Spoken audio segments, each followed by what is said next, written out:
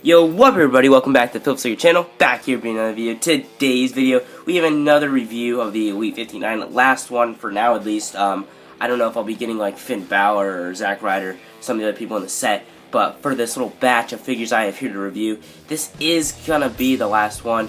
So with that said, this is Chad Gable. Picked him up on that Walmart toy hunt from a couple days ago because I did miss like a nice number of uploads. I think it was like a day or two of uploads.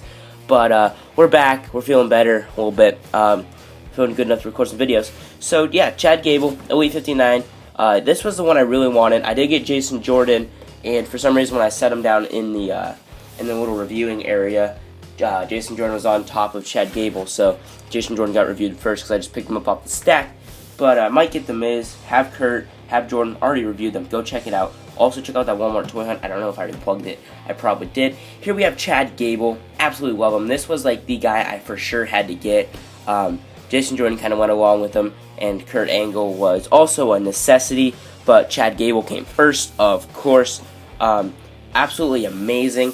I'm glad they didn't just like reuse the same figure like what we're going to be getting into with the pickup from our next toy hunt. Spoiler alert. You know what, another toy hunt coming up. Can you guys guess what store it is? Put down in the comment section what store you think it'll be.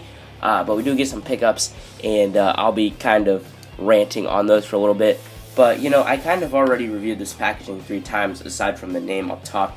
So with that said, let's get this figure right out of the packaging.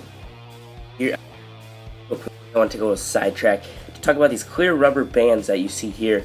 They don't come with all figures anymore. I know they used to be a lot more common than they are now, but they will occasionally hold a figure into your packaging.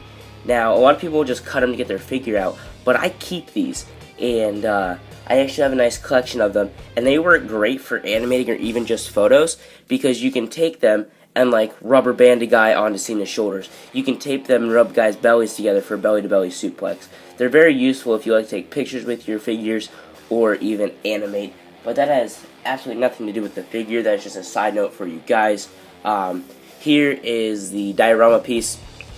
I talked about that in the Jason Jordan review, so I really gave my in-depth opinion on that, so you guys can just see it there. Yeah, so here we have Chad Gable's bandana. Very cool. Matches his attire. It does slide in. I don't know if you guys can see it in the hair or not. We'll talk about it later. But there is indents in the hair for it to just slide right in there on his forehead. And it sits there, and it looks cool, I guess.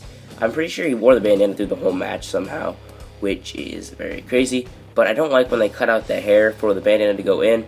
I think they should just make a long enough bandana that goes all the way around, because, especially with like sunglasses too, when they have to put like a bandana, or they put like the slots in someone's hair, it kind of ruins the whole figure. Luckily Chad Gable's hair is dark enough and the holes are small enough that it is barely noticeable, but it is noticeable to me, and it annoys me. So yeah, here we have the SmackDown tag belt, just like Jason Jordan's. I think I'm just going to set it off to the side and make it into a Raw tag belt, because I already have SmackDown belts. Or maybe I'll pose them on the shelf with it, now that I think about it and I say that out loud. I'm not really sure what I'm going to do. But the figure itself, completely his own. I'm pretty sure his torso, again, like Jason Jordan, is actually like a different tone than his arms, and it's especially apparent on camera. It's more peachy on the torso than it is on the arms. And but yeah, the hair is absolutely amazingly detailed with like the frizzle pattern. It honestly looks like they used the female hair mold for him, but cool. I definitely like this head scan. I'm glad they didn't give him that weird mustache that his one basic had. Though it was kind of what he was wearing then, I just didn't like it. I thought it looked funny. His attire, let's just compare it to Jason Jordan real quick, because I have him right here anyways.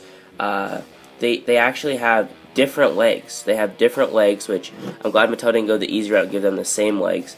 If you guys can look in there, they actually have different leg patterns, which is great. I'm glad to see Mattel not use the same mold for figures. And their actual whole attire is different. If you look at Chad Gable's, his is more off to the side for the flag pattern, then Jason Jordan's is more over here. It's more in a frame. And then their singlets go up to about the same height for the American flag logo. But the American flag covers the humps here, so you can't really see the ridges that you can see up here for the gold parts of the singlet. Please leave, Jason. Thank you. But yeah, there is like some type of texturing in the bottom of the singlet here by the legs. The back is all gold, just like Jason Jordan. He has the nice gold knee pads, just like Jason Jordan. And then he has these weird like socks hanging over his boots. And oh my god, his calves are freaking huge.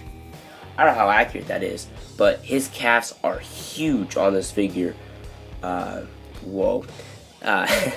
So he's got like a nice like greenish teal pattern going on there on the boots for lining, and then he has some red stars on the side, and then he has red toes.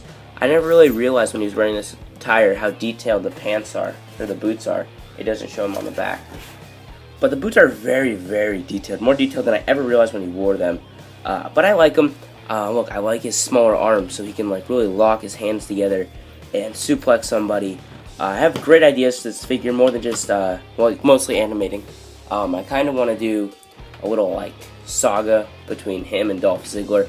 I feel like that match absolutely burned down the house. This guy, he had Chad Gable, he had an amazing match with AJ Styles on SmackDown a few months ago or earlier this year. I don't remember. But there's the face. I don't know if we really talked about the face. I think we talked about the hair. No, we did talk about the face. But he kind of looks a bit old because, as you guys can see there, he kind of has like some like wrinkles or stretch marks on his face. Don't really know what's up with that. But yeah, other than that, this figure's honestly pretty cool. I like the socks. The boots, they're really cool. I actually want to get the boots in frame for this because of how cool the boots are.